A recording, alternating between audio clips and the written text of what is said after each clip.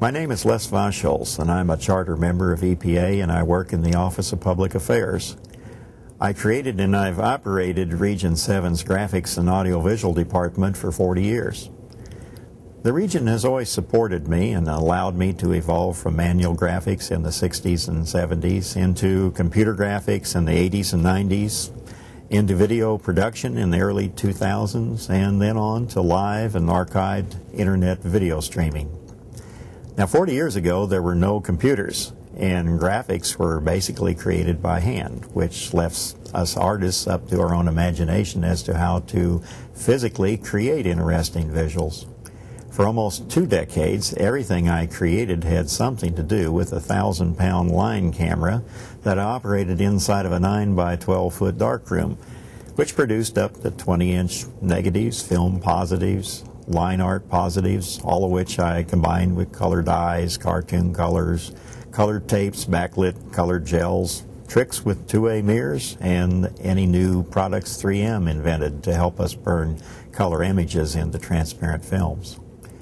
All this allowed me to send our program officials out the door with slides that were certainly more interesting than most and helped to keep their audiences awake.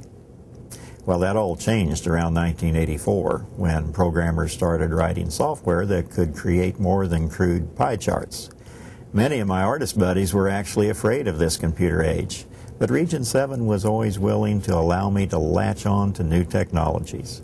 And so by 1989, our graphic shop was fairly state-of-the-art when Region 7 hosted the first NEIC, which stood for National Environmental Information Conference, which announced the fact that the information age had indeed begun at EPA. In the early manual graphics years, I did all the work or all the visuals from end users' notes. Now, it's much more efficient for the end user to produce the visuals themselves rather than wasting time trying to tell me what they want. And I first realized that in the early 90s when I coined the phrase end user self-production and actually started teaching and encouraging the end users to create their own computer graphics. Now, that probably sounds like I was giving my work away, doesn't it? But you know what? Our shop never did run out of work. And now we're learning where we best serve in the internet age as communication now merges into the evolution of what we now call the social media.